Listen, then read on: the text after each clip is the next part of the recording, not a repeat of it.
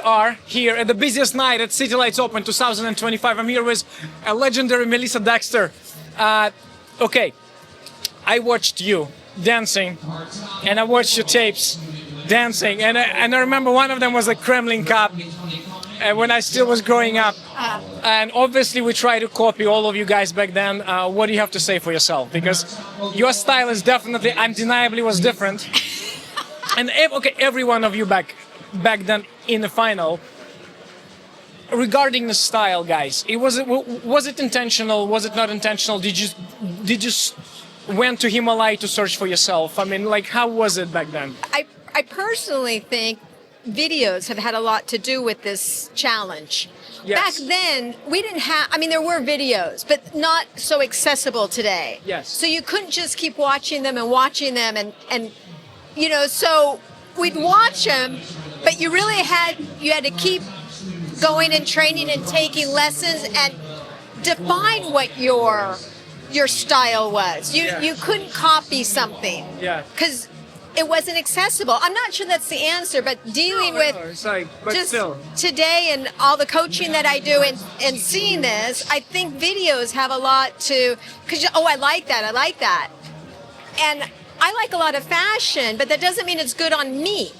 Okay. You know, fair enough. So all the choreographers are great in the world, but you've got to ask yourself, is it you? And you've got to decide what style you want to be. Yes. When I first started, animalistic was very popular. I remember that, hence all the outfits and everything. And it was great, I loved it, but I was not animalistic.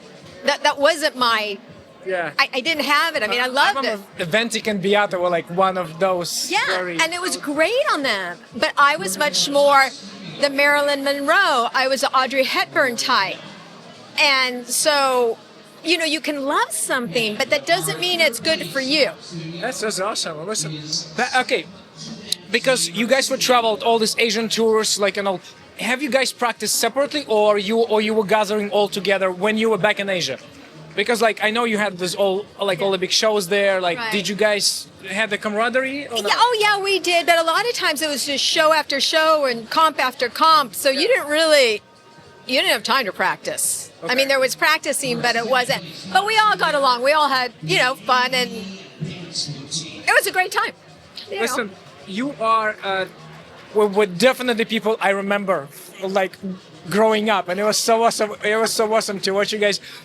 What was your most memorable comp from your time to go to maybe?